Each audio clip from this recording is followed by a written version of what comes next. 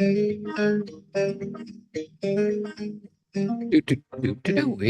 go. My name's Todd. This is Cathy. Welcome back to another episode of Zen Parenting Radio. This is podcast number. Are you ready for it, Sue?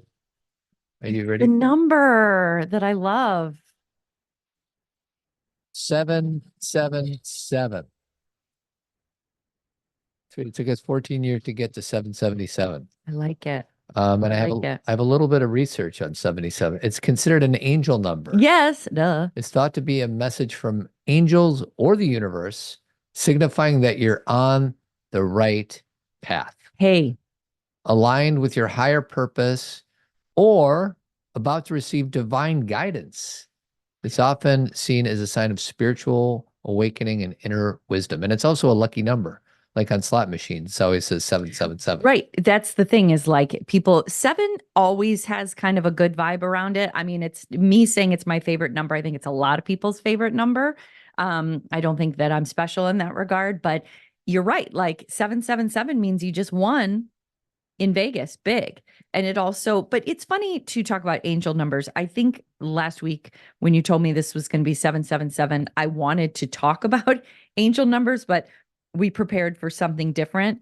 And, you know, I think a lot of people talk about them because people maybe have shared with them that they look for a 222 or they look for a 444, and people have their own reasons why. Sometimes it's something personal about somebody, you know, specific. Like for me, my dad's favorite number was 2 and 22, etc.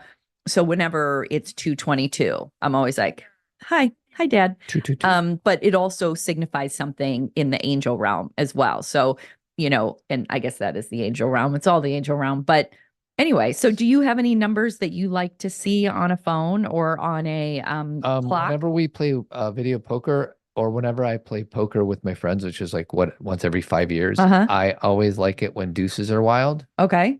Deuces come to me more often than others, and that's probably not true, but it sure feels that way. But sweetie, 777 designates a winner. Mikey, that's who. Mikey's the big winner. Mikey wins. Mikey wins. Mikey wins. So can I just tell you really quick? I know you have a lot of things, but I have a lot of things, but you go ahead. Okay. 222 is a trust number. 333 means tap into your talents. Now, everybody, I'm giving you the very general basic. You got to read about your own numbers. 444 is about finding stability. 555 is a signal that a major life change will happen soon. That's so funny because we saw all those 5s this morning. I actually put it on our story. 666, it's actually, you know, we tend to not like it because of Damien. Yeah. But in numerology, it's a number to go easy on yourself. So even Damien needed to go easy on himself. That's why it was on his skull. The 666, go easy on yourself. You're from the devil. And then 777, that means good things are coming your way. The lucky number helps you with finances, Todd. You'll be happy about that. And a sign that you should break out of your comfort zone. And then 888, it's a connection to the spiritual universe. Which one was go easy on me? 666. So go easy on me. She can hit those notes. She sure can. And didn't she have like throat issues? She did. Surgery? I think she had the nodules like singers tend to get. I read on a newsletter thing this morning, and the title was "Schools Are Cracking Down on Student Phone Use. Will it help?" Did you read that? I don't know if it was on my newsletter or yours. I've heard podcasts about it. I know that it's quite the issue. Jonathan Haidt, in his book about anxiety that came out this year, that's one of his suggestions. So, Manisha, your friend, our friend, my friend, said this a few years ago. Like in 20 years, the fact that we're going to laugh at the fact that we all used to buy plastic water bottles and threw them out. Right. Like tens of millions probably that we have as a society have done that. And I think she's right. I think plastic water bottles will go by the wayside. And I hope, and I think I'm wrong, that we're going to look back in between the years of 2015 and 2030 that we invited our kids to have their phones at school, that we'll be like, what were we thinking? And I don't think I'm right. I think phones are here to stay, but I just want to honor, and I feel like an old man here, and that's fine. the phone is such a seductive device. I can only imagine what it's like for teachers to try to run a classroom. And it just makes so much sense. Like, turn it in. Yeah.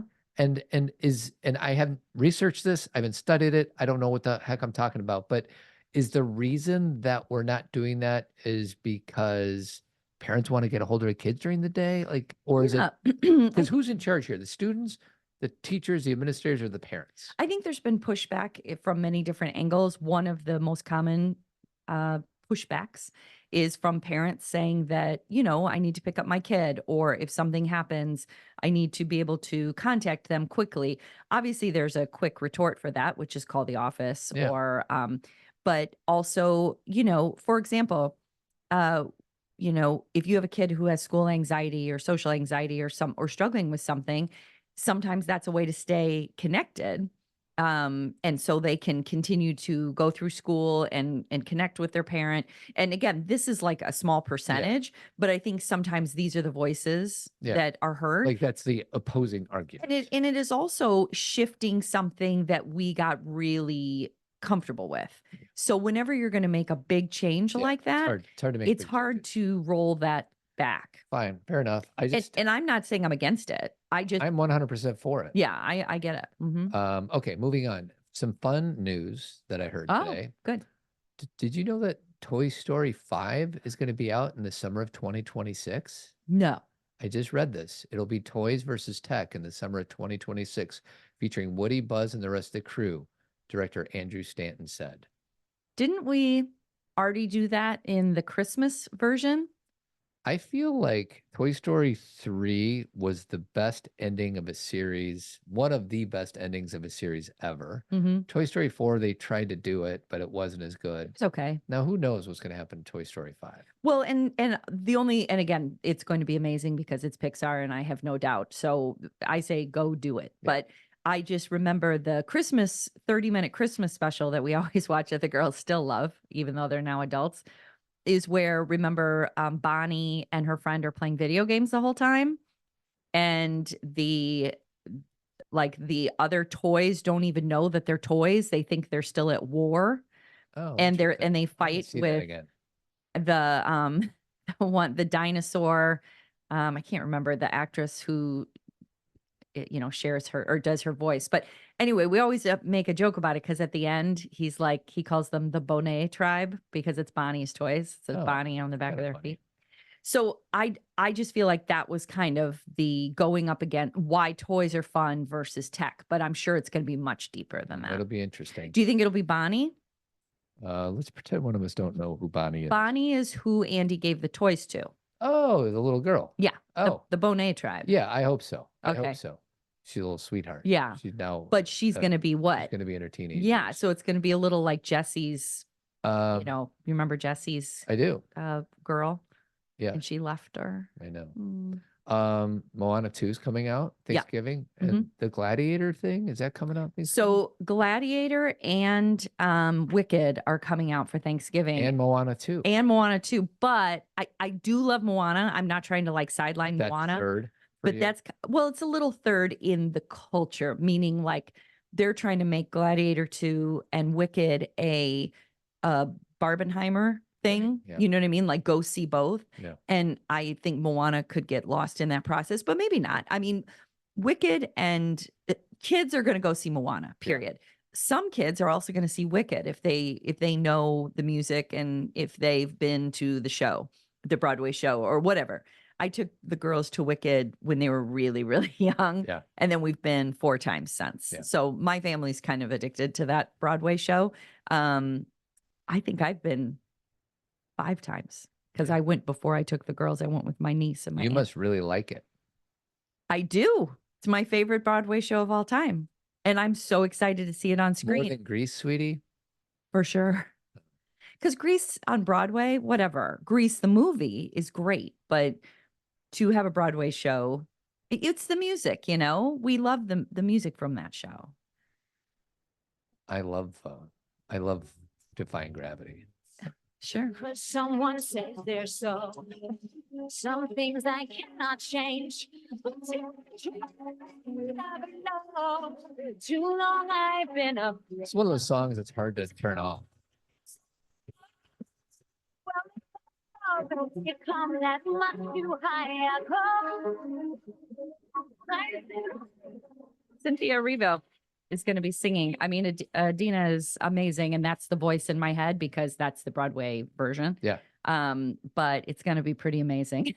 I also it was leaked. Ariana Grande's version of Popular was leaked, and so they're putting it up against Kristen Chenoweth's version. Oh, interesting. And she basically, I mean, and again, for good reason. I'm not saying she's copying her, but she modeled it after her. You know, it's the same kind of inflections. If it ain't Sounds broke, really good. don't fix it.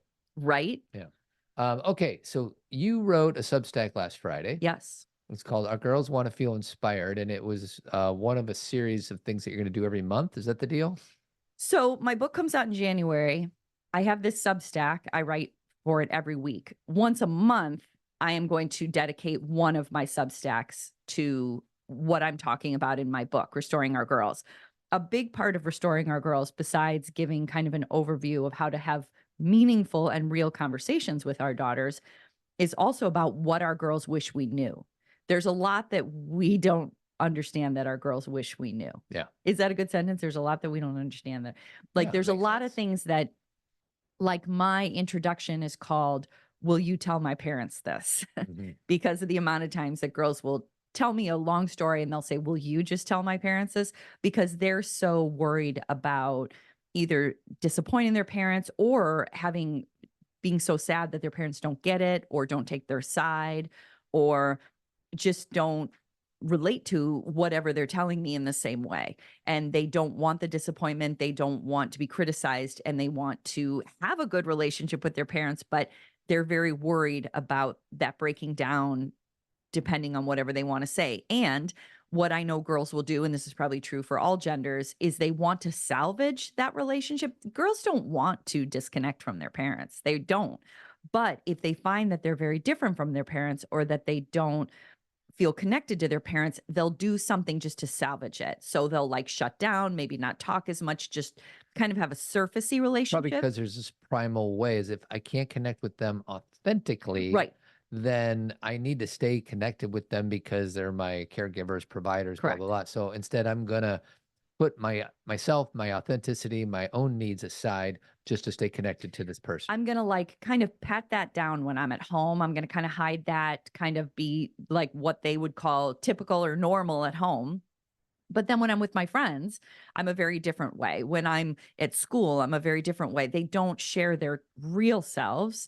And then their parents get confused about why they make the choices they do or whatever. There's not an ongoing dialogue. Like the thing that holds this book together, it's not just about, let's look at what's plaguing our girls these days. I have that in the book. There's research around their mental health and how it's been consistently going down, since way before the pandemic. So there's a lot about that, but a lot of it is connected to the inability for parents to have real and meaningful conversations with their kids. So their kids are left, basically, they feel like they're on their own, mulling through all the crazy amount of information that they're given in a day through their, we were just talking about phones, through their phones, also what they're experiencing at school, what they're seeing in the world. And they don't have anyone to talk about it with, or they only have their peers, which is great. Their peers are amazing, but there's not a lot of wisdom there because they haven't lived life long enough, right? And if for parents to understand that their role is not just to like impose rules and drive their kids around, but it's actually to have a relationship with their kids so their kids have someone to talk to. And you don't have to agree with everything your girls are saying. You don't have to be like, yes, yes, yes. What you just need to do is understand and be curious and ask questions. That's how you stay connected. Can I quote you back to you? Sure. Right now, you say in your Substack, many young girls are telling me they feel disconnected. They say no, they say they're feeling a disconnect. They're feeling a disconnect. Because I was talking about the fact that their parents are not practicing what they preach. They say they're told to be honest, respectful, and resilient, but they see a different story in the behavior of the adults around them. It feels like disheartening hypocrisy, leading them to question the importance of these virtues and wonder if growing up means abandoning what they're taught to believe and then you say cue Allison's comments. So when you grow up, your heart dies. Who cares? I care.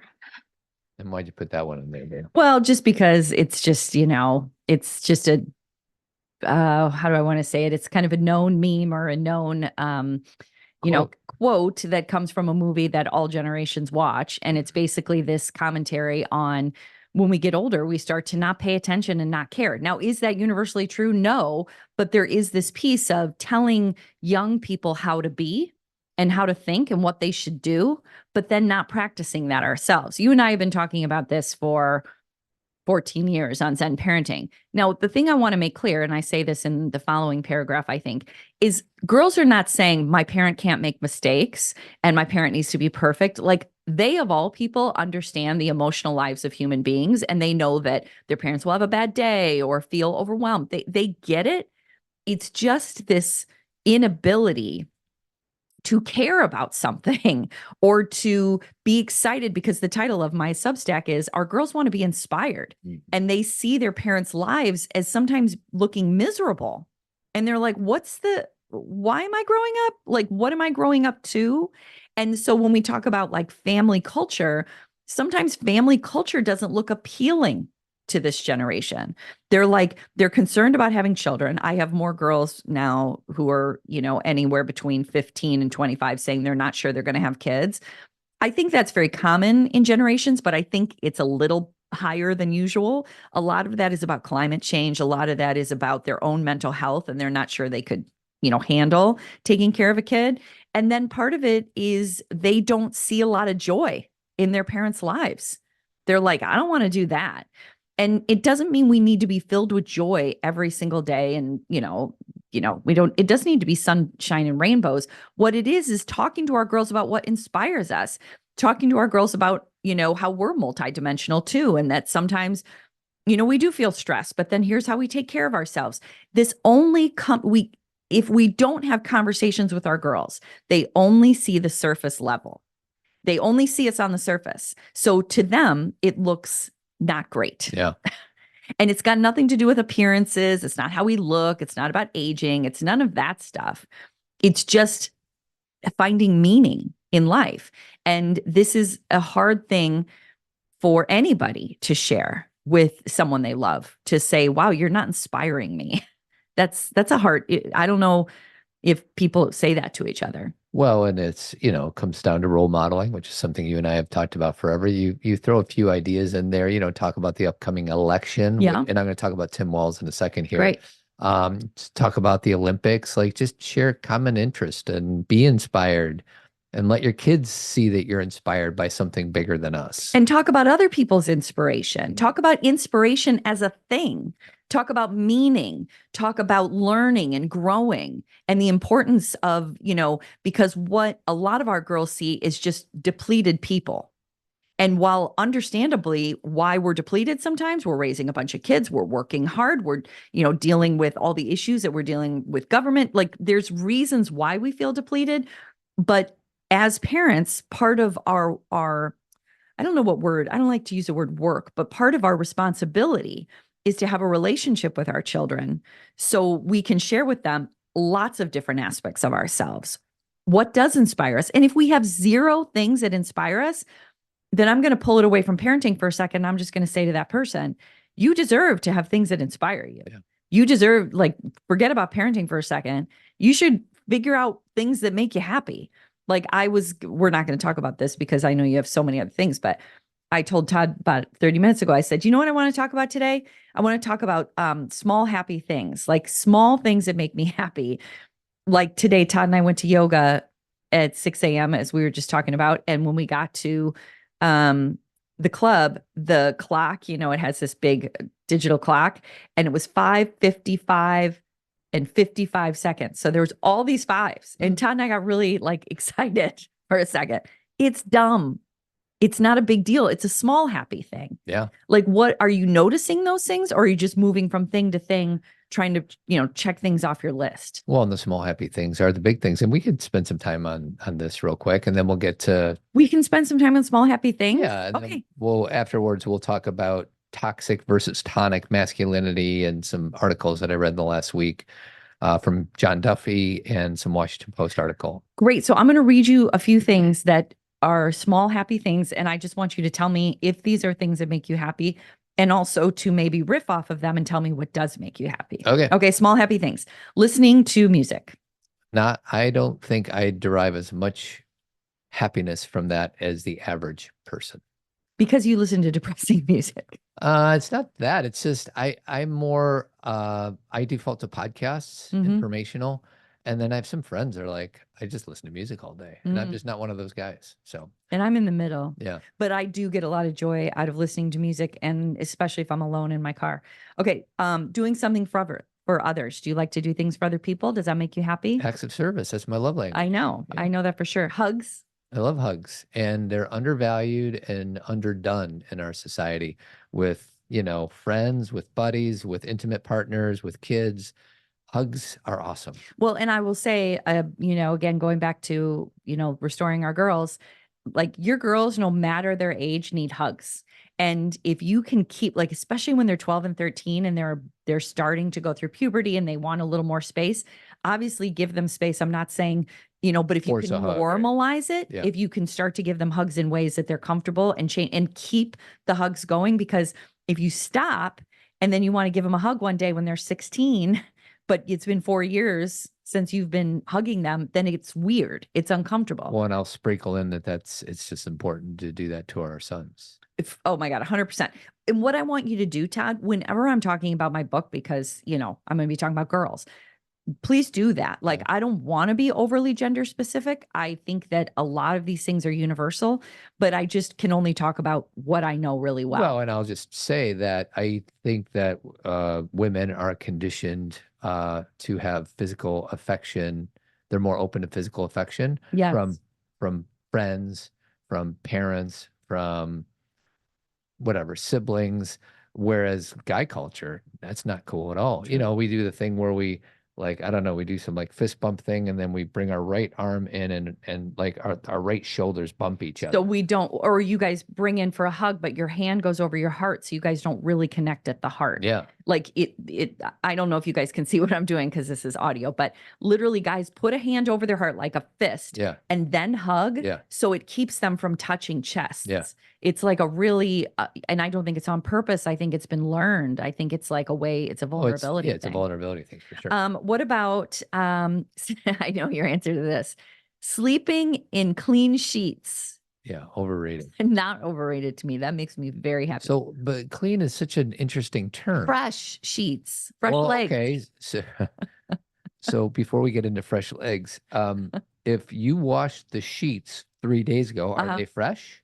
Yeah, but I'm talking about like I've just washed them, which I love to do. Yeah, I can't tell. I know, and that's so sad because I do not have they smell good and they're soft. Yeah. And they're fluffy. It's not on my radar. Okay. Yeah. Like, well, but they are on your radar because I tell you. Yeah, that's the only reason they are. I wash the sheets. Right. Yeah. But if you make the bed that day and I don't notice unless there's something super obvious, and the smell and the fluffiness are not obvious to me. Okay. Sorry, babe. That's okay. I really don't take offense, but I love it. Laughing really hard. Totally underrated. And I don't think I do it enough, and I judge myself for not doing it more. Well, you laugh. You're a good laugher. I think you have a comment in your brain from your dad that makes you rethink. Block it. Yeah, like not noticing when I laugh really hard. Yes, because you laugh really hard and you do this clap thing when you laugh. I clap it up. You clap it up. Okay, coffee. That makes me so happy. No, I don't understand the whole fascination with coffee. Well, this one is totally you, calling someone you care about. You're good at calling people. Oh yeah, I love in real time conversation.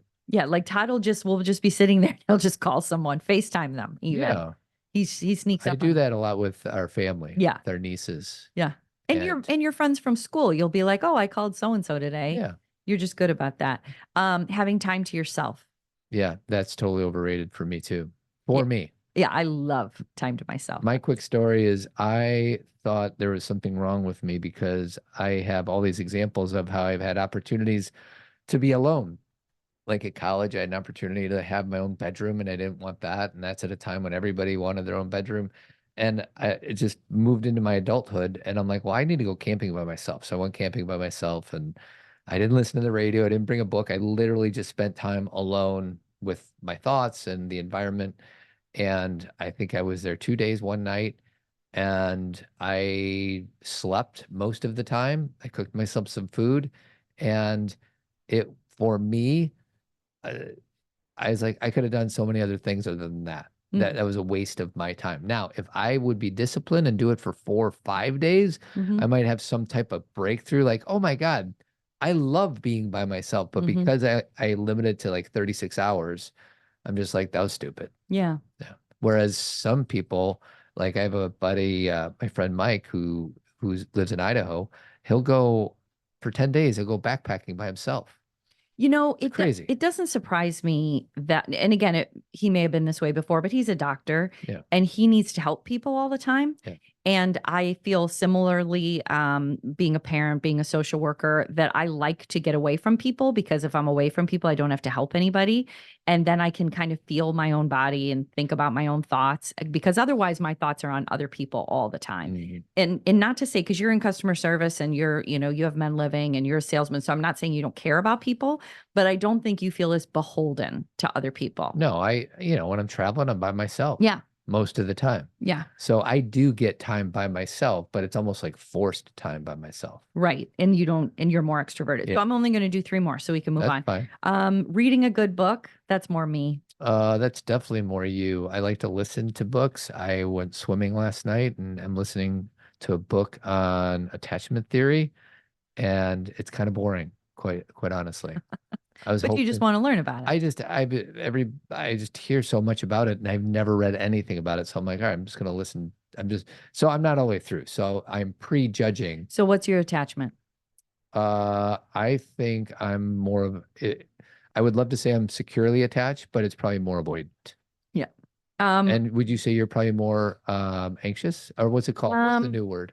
Ambivalent? What was the word that you just came up with? Well, I didn't come up with it. People use ambivalent more than they use anxious. Now, I think that and this is maybe a story I told myself, but something because I've obviously talked about it when I was doing my own therapy, is that I feel like I had a secure attachment as a child. I don't have a lot of, but I feel like my attachment changed a little bit as I got older, which is something that you and I have discussed about. When does attachment theory kind of come to a halt? Yeah. Like, when is it, is it only babyhood? Because we don't remember that, right? That's before we have memory. And I'm sure people who are experts on attachment theory could tell me, fill me in. But when I talk to my students about it, we stay on the most general level. Yeah. So I haven't, dug really deep into it. So can I just quickly insert my opinion, my very early opinion on attachment theory?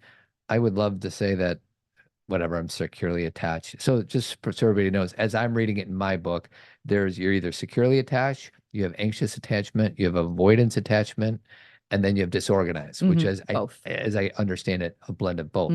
And I just think all human beings are all 4 of them, but probably are more in the disorganized one than anything else, because anxious is when there's maybe less boundaries and more anxiety with relationships. Avoidant means you're completely closed off and walled off, and less trusting. And there's parts of me in all of those things. And I think that's why I feel like my circuitry initially was very secure, is that I trust people very quickly. And I don't mean in a unthoughtful way. I mean, like, when I talk to people, I'm like, oh, this person's a good person. Yeah. Like, I don't feel that. Your default is. My default is this person's a good person. Until there's evidence to say otherwise. So that's kind of why it's confusing, because I know I do have some, anxious tendencies, but I'm not quite sure that came from my attachment. I think that came a little later, because I feel when people are around, obviously I have the same instincts everybody else does. I can kind of feel when someone's unsafe. And so it's not like a delusional, everybody's safe. It's more like when I'm talking to someone, I can hear, it's a weird thing to say, I can hear their goodness, but I know they're trying. Yeah. Like, even when they're doing, like we were just talking about, IFS, interfraternal. That's the Greek system. Yeah. Sorry. children in college. IFS is internal family systems. Thank you. And we were just talking about all the parts in internal family systems, which is like we all have, all these different parts. And I can't remember where I was going with that. What did I say right before? Let's rewind the clock. No, we'd have to rewind my brain. I can't remember. Sweetie, you lost it. I did, but it was something to the effect. It was something very good. I know it's such a bummer that I lost it, but it was, the ability to trust people is natural to me. But then I've had to learn how to, like, one of the things that we brought up a while ago is that sometimes I have to remind myself that no, what that person just did is mean, Cathy. Like sometimes I override that I think everyone's being good. Evidence. When, there's evidence that someone's being mean. And I have to be like, I have a voice now. Well, and for I a lot of think work. we all have a trusting one inside of us. Yes. And we also have a very cynical one inside of us. And the question is, who are we going to pay attention to? Yes. And it's not like, well, let's just not pay attention to the cynic, because the cynic is there to protect us, help us, keep us safe. And would you call it cynical? Well, I'm just making up a word that would be, I think that guy is not who he presents himself to be. So I'm being cynical about his nature. Yeah. Yeah. And it works for this conversation. It's just, I'm always looking, because I'm a word person, I'm always looking for a word that kind of fits a little more, untrustworthy. Yeah. The one who doesn't trust. Or the one who is, there's like in reality, like, this hurts, therefore that's mean. Instead of, oh, well, they're just doing their best, which is a protective mechanism of not being disappointed by people's behavior. Okay. So the bottom line is, to just wrap all this conversation up, there's a lot of different theories out there about how we develop as human beings. And we don't need to choose one. They all overlap each other. And so we just have to recognize what works when. And so we can talk about our attachment, but our attachment isn't everything. Yeah. There's so many other facets to why we became who we are. Yeah. Okay. So you move on to, I've got so many more, but I feel like you gave me my little moment. Very good. So there's some Washington Post article that my friend sent to me, and it was about a term that I've never heard before called tonic masculinity. Never heard of it. If you listen to the show, you know that there's a lot of people in my world that get offended of the term toxic masculinity. Right. I don't. I think it's a useful thought, but I also know that if you're trying to communicate with somebody and they're offended the minute that you even bring up what you label it, that maybe I should come up with a different label. But tonic, so, and it's through the lens of Tim Walz, who is now the vice presidential candidate with Kamala Harris. And he is kind of like the Midwestern dad, right? And he's a guy who's going to help you fix your car. And he's a guy who's going to, snow blow your walkway and do certain and remind you to have a good day. And remind you to have a good day. He's a coach. He's a teacher. And even there, like coach, I guess I would be considered masculine. But teacher is definitely in the, there's more women teachers out there than men teachers. So he embodies kind of a different style of masculinity. I think when people think of toxic masculinity, they think of the exaggerated version of stoicism and just being impenetrable and having no feelings and things like that. And Tim is kind of this soft, sweet, but also conscientious person. Conscious, but also strong. Like, for sure, there's nothing weak about how he presents. And wise.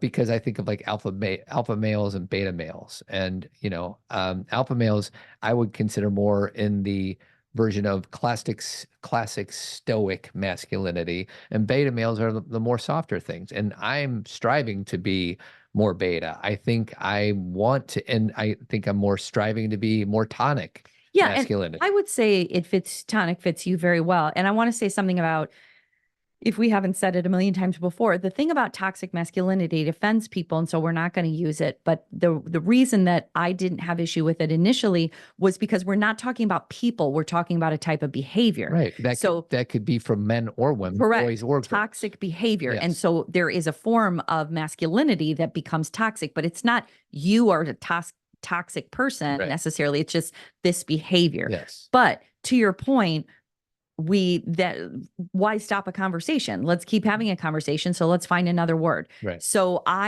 you told me about this. You said Sean told you about this, and then I started reading about it. I saw a few articles starting in beginning of August.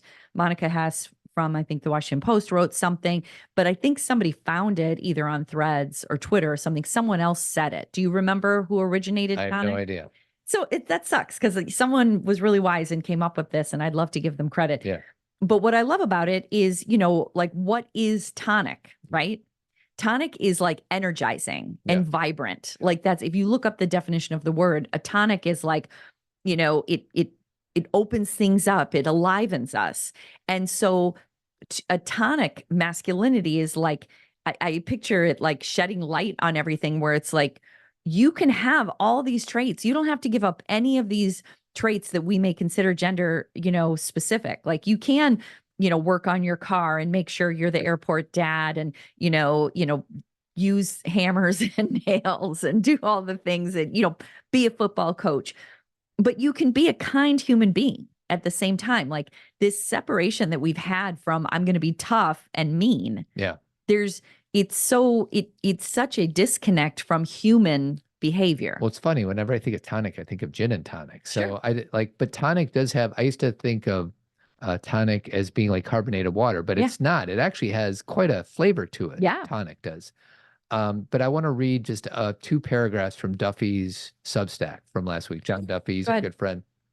He says, I sat across from a young, sad teenage boy yesterday who highlighted the fact that he's never known a political landscape in which ugliness and vitriol were not front and center. Trump has been a part of every election he remembers. Mm-hmm. Now consider Walz for a moment. He embodies, by most every account I've heard of or read, the antithesis of toxic masculinity.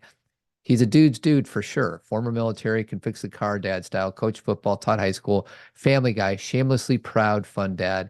He's apparently a damn good shot. I assume he's talking about shooting. He's a hunter. Mm-hmm. And he's kind and compassionate and humane at the same time. This guy is the invitation to kindness and civility our young boys need. Amen. We could do worse than Tim Walz as our new poster man for masculinity. But right now, our girls are stronger, more resilient, and adaptable. Instead, it's our boys and young men I'm worried about. And so John counsels young men and women quite often. They are disengaged, bitter, and disheartened. As a result, they are opting out of engagement in their lives in alarming numbers. I may be hopelessly optimistic here, but I want that joy and inclusion to become part of that new definition of masculinity, more along the lines of Walz. An overly kind man, a former high school teacher, state-winning football coach, and head of school's Gay Straight Alliance. That's so wonderful. It is. I love everything that he said. Yes. And it's true. Like, it's the juxtaposition, is that the right word? Yeah. Like, the difference between these two men and demonstrating strength.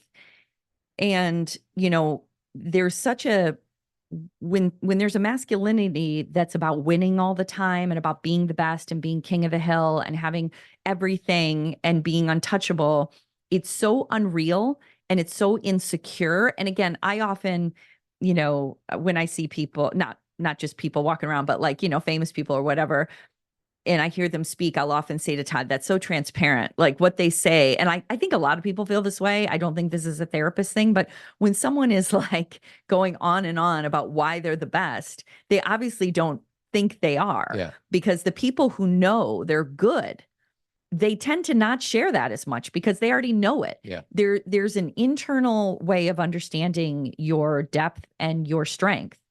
And then there's an external way of saying it. So you're getting external reinforcement. You say it so other people, you're trying to convince people, and you also need to hear it from other people to believe it. Yeah. So it's the internal versus external. And Tim Walz is regardless of your politics, is a good man. Mm-hmm. And again, you may say, but he said this one thing once and he did this one thing. Yes, because he's a human being. And we're not even talking about policy. We're just talking about how he shows up in the world. He shows up in the world as somebody who has been, like Todd said, in the military for 24 years, decided to come home and be a teacher and be a coach and start the Gay Straight Alliance because he knew that having a football coach lead something like that would send a message. And then kids in his school said they felt safe in his school. And then he became a politician, and people in Congress who worked with him, both sides of the aisle, said he's a good man. Like, it's the kind of strength that doesn't come from having a lot of money. The man doesn't even have stocks. He has a pension. Yeah. Did you know that? Yeah. Like, it's not about demonstrating your worth through your bank account. Mm-hmm. It's about just going out there and taking care of people, having good character. So I want to stay on this topic, but just mention one other thing that I just read. So Richard Reeves is the guy who wrote the book called Of Boys and Men. And he seems to be the predominant spokesperson to help our young men grow into healthy human beings. I'm pretty sure he has a lot of grant money at his disposal. He started this big foundation. He's this English guy. He wrote a really important book a few years ago, which I'm a big fan of. And he just said in the email that I get from him, he says, I've seen some online criticism that the World Bank's new gender strategy lacks. So first of all, World Bank is the bank of the world. And I think they have a lot of money. The World Bank is the bank of the world. And they have a lot of money. And they created this report called the New Gender Strategy. Okay. And in that, it's a long document that has a lot of different things. And there's some male advocates who say that it doesn't talk nearly about the plight of boys. Okay. It doesn't talk nearly enough about the plight? About it. It's all about women. Okay. And he says, so this is what he says, that this World Bank's New Gender Strategy lacks enough attention to the gender gaps impacting boys and men. That's true, but it's all relative, and there are some real signs of progress. So I just want to highlight the progress of what's in this report, because he's basically saying, guys, let's take the win. Okay, yeah, because I'm kind of lost of the point you're trying to make. So there was a document that came out in like 2016 about gender strategy. Okay. And it was all about women. Okay. Okay. 8 years later, they come out with another one, and it's mostly about women. Okay. But now it's saying that the strategy acknowledges the centrality of investing in women and girls while recognizing the disadvantages facing men and boys. Okay. And the vulnerabilities arising from the intersection of gender with poverty, ethnicity, disability, so on and so forth. In some contexts, men and boys are worse off. Rapid economic transformations have translated into job losses in sectors such as manufacturing, mining, so on and so forth. I just like the fact that this leader is saying maybe if he would have written it, it would have had more about men and boys, but let's just take this win. We're moving in the right direction. So instead of dividing us, like there's not enough stuff about men and boys. Like who's saying that? Who's saying there's not enough stuff about men and boys? Men and boys. Oh, so there has been online criticism this report is saying this is way too much focused on the women and the girls. Right. And he's saying, guys, let's just chill out and notice that this report is moving in the right direction. Okay. So I have kind of I'll try and keep this under a minute. Sure. But I think this is kind of the struggle we had last week when we were having this discussion about male menopause. Sure. Okay. It is a real thing. And I know you had Jed Diamond did his course or whatever, his class with you guys, and you were like, it was really interesting. Yeah. So there's no denial of that. I'm glad that you guys have that. At the same time, women are just starting to become more knowledgeable and educated and getting actually more up-to-date information about menopause because we've been so behind. There's been no research. There's been no support. There's been doctors denying that we have symptoms and doctors saying, sorry, you just get old now. Like there's been no attention paid. This happens to even I agree with Duffy and I love his book, Rescuing Our Sons, and there's nothing I inherently disagree with. But as soon as we start to say the girls are fine, but the boys are really the ones struggling, that's not true because I'm working with girls all the time and they're not fine. Yeah, so I don't know anybody who's saying girls are fine. But there's what we end up saying is things like girls know, because girls know how to talk about things. Girls know how to express themselves. Girls know how to share what they're going through. This is all true. Not every single girl, but it's more common that girls have more of a language for their emotions. They have more of an ability to perceive how others perceive them. There's greater self-awareness. So I give you that, but they're also left with the inherent anxiety of being female in our culture. which means that we don't have as many rights, and we don't have as much privilege, and we don't have as many opportunities. And it doesn't mean that it's just this conversation that can be difficult, because men are, like, you've shown me all the stats. Like, I'm so glad that you and I have a relationship and I feel up to date about what men are confronting, you know what I mean? And what they're dealing with, and why they don't feel seen. Except we have to keep it in balance, because what ends up happening is we then keep staying behind, and then all of a sudden we're putting all of our attention on men again. So as soon as we look at a stat and say it's really the boys who need help, yes, they do, but girls need to be guided along this path just as well. And so it's like, what language do we use? You know, everything has been so worn out and hijacked. Equality, you know, equanimity, like, it's just, it's like this vibe I get when and again, you guys, this is funny that you're listening to this, because, you know, this is Todd in my life. Like, Todd runs a men's organization. He's the founder, and I'm working with girls and women all the time. So these discussions are happening all the time. And how do I hold both of these things without giving up what I know to be true, which is we need to catch up.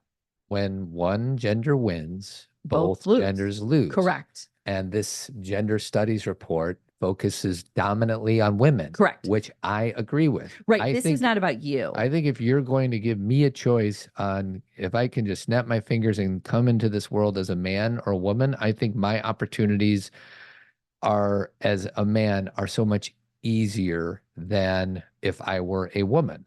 There's no doubt about it. And there's some effed up stuff that happens in the world of boys. Correct. It's all the above. And a lot of it is because of patriarchy. Yes. And because of this theory of being an alpha male. A lot of it is like self-sabotage. Yeah. You know what I mean? Like, patriarchy is hurting men, which in turn hurts women. We are victims of the man box, and we have created the man box. Right. And when I say we, I'm talking about men. Right. We have created this thing that we're stuck in, that is really hard to get out of. And what's the man box? If you don't know, it's that your value is based on your money, your sports, your sexual prowess, you're stoic, there's no emotions. Like, it's an awful place to live. Mm-hmm. And give me that over being a girl, because I don't have to worry about 80% of the stuff walking around this world that you girls do. And that's the thing, is, and that wasn't like aimed at you, that you don't get it, because I know you and I talk about it so much. It's not about winning. It's not about me saying girls need more help. It's about, I feel like we're needing new language for me to acknowledge, okay, male menopause, and also say, okay, that's not where the spotlight needs to be, though, because women are just getting their feet under them around menopause, and it's not time to switch the spotlight. Because there is and it doesn't mean that there has to be one spotlight. We can have two going at one time. It's just, you know, it's that old saying of, like, when you haven't, and in no way am I saying you're saying this word, but when you've had privilege for a long time, then everything you don't get feels like oppression. Yeah. And I think that, and this is, you know, and I will say this as a white woman, these are things that I have had to learn and continue to learn when it comes to race. You know what I mean? When it comes to being a Black woman or a Black man, like, we have so much, this is relative to your, you know, to all the pieces of us, our race, our gender, all of those things, that, you know, intersectionality of everybody. Sure. So, but it's just this thing that when we're having this conversation, like, and I think it goes back and forth. Like, I want to completely support all these things around boys and men, and I do. And I also keep, you know, ringing the bell for girls, because we start to then shift. Right. Do you know what I mean? Of course. Does that make sense? Yeah. Because boys do need attention, but that doesn't mean now girls don't. One gender wins, both genders Correct. lose. Correct. Two spotlights. Two spotlights. Yeah. Maybe that's what we should call it. It's not, you know, a limited pie. Right. That's why it's interesting to come up with this language. Can we have a little bit of space for us to talk about the changes in our bodies in guys at 50 years old? knowing that the changes in a 50-year-old woman's body or 60-year-old woman's body is so much more dramatic. There's no doubt about it. Not only is it more dramatic, but we have been focused on men's bodies. All the research has been done about men's bodies. You guys have your Viagra and your Cialis, and everyone's taking care of you and your sexual needs, and women have not been focused on. So it's not about, can we take some of that light from the women? You guys already have a lot. And we're trying to say, let's shine. Again, we don't need to steal yours. It's like you said, the pie is big enough for all of us. But I sometimes think, women, menopause is like an experience that women are having. And, it's like I'm doing the same thing I did last week. It's hard to talk about without having a look on my face where I go, like that. You know what I mean? Well, I want to give you the space to have a look on your face like that. And I'm going to keep thinking doing about it, talking about it. I know. I like it. Helping these guys who are stuck. Right. And same when everyone's like, men are not getting their fair share, or we need to worry about men, and what they're going through. I will support that and also not stop talking about women. I hope not. Yeah. And I know you won't. No, I won't. And so what's interesting about this conversation is that when it comes to, tonic masculinity, what, Tim Walz is such a lovely combination of so many things. Well, and for me, what he is I hate to go archetypes on you, because it's a framework that work really well for the guys I work with. Yeah. There is king, warrior, magician, and lover. And Tim Walz can practice his king, which is the one who blesses other people. Right. The one who has a vision of what he wants his life and his community's experience to be. Yes. Warrior means he can be stoic and be primarily focused and be super strong. Lover means he gets sad and he can be emotional and practice compassion. Magician is his beautiful brain works and does all these wonderful things. What he does is he has the ability to pause and discern what energy needs to show up in any specific moment. Most of us guys get stuck on one of these parts of us, and we think that that's who we are. When we're not. We're very complicated human beings, just like all the women are. All I want to do is pause. This whole podcast is about self-awareness. Right. Can we pause and see what part of us needs to show up in a specific moment? Right. And there's times when my stoic warrior wants to go back to work when my daughter needs connection. Right. Can I pause, stop what I'm doing, put my phone down, close my laptop, and look at her in the eyes and really listen without fixing? Can I do that? Yes. Do I do that? Sometimes not. So, and I will say that part of the reason that, speaking up for women here is women, let's just take the opposite side of the spectrum. Like, can we be less focused on making sure everybody in our family is okay and focus on ourselves and our career and furthering our ambition? And I want to be like, yes, we can, but in many situations we cannot because and this is my point, is you guys are like, I'm going to do my ambition, but I'm going to be compassionate too. And I have all the space to do it. Not everybody, and women want to do these things, but they are the last line of defense often. Like, I was just telling Todd a story this morning that this woman that I know, I'll keep it general because, but she teaches a class really early in the morning, just twice a week. She's a mom. Okay. She's like a full-time mom, basically. And she has these 2 classes that she teaches that she loves. And it turns out that her partner for the last 2 or 3 weeks has said, you can't teach that class on, this certain day because I have to go to work early. And so I heard her talking to other people and she's like, I have 2 things during the week that I need to do. And I can't even do them because my husband's job always comes first. Yeah. So it becomes this and again, that's a very specific model. Not everybody has that situation. There are single moms who are doing this all by themselves. But that's the thing, is like, how do we recognize each other's situation? Right. Is that you guys are like, yeah, we just need to get guys more compassionate. We also need to give women more space to be able to go after their ambition and have their 2 classes that they want to teach. It's not a big ask. So we're going to talk about that on August 26th. Yes, we are. Yeah. Couples night. Yes. Noticing. So we're on that class, or that, what do we call it? A discussion? We're leading a discussion. Yeah, in that discussion, we're going to talk about these things about what we, and again, I came into it focused on, again, recognizing that women notice a lot of things, and it's why we tend to be like primary caregivers, and it's why we tend to be CEOs of the home, because we're noticing what's happening. But obviously, Todd, because it's a men living class and a Team Zen class, you will bring the aspects that maybe women aren't noticing. Sure. Men are struggling more with depression. Men are struggling more with loneliness, even when they're married. Yeah. Because it's funny, we were just talking about internal family systems, and there was such a great explanation in the book about why we feel lonely, and it's because all of our parts are separated. Yeah. Like, I found that so, and again, if you don't understand IFS, I don't know if that makes any sense, but it's when our parts recognize each other and work together that we don't feel lonely. Yeah. It's not really being with other people. Well, and it's the parts working together, and then it's our inner relationship with those parts. And that's the thing, is if those parts are separate and we're also pushing away a lot of those parts because we don't want to hear it, we are so internally lonely. Well, and that's, any of the parts that we push down, anything that we, deny or suppress, or Right. It's just going to come out sideways in a messed up way. It always does. So we need to have these conversations, this investigation with these shadowy, or not shadowy, but like these different aspects of ourselves that we don't allow to show up. Because they all have something to tell us.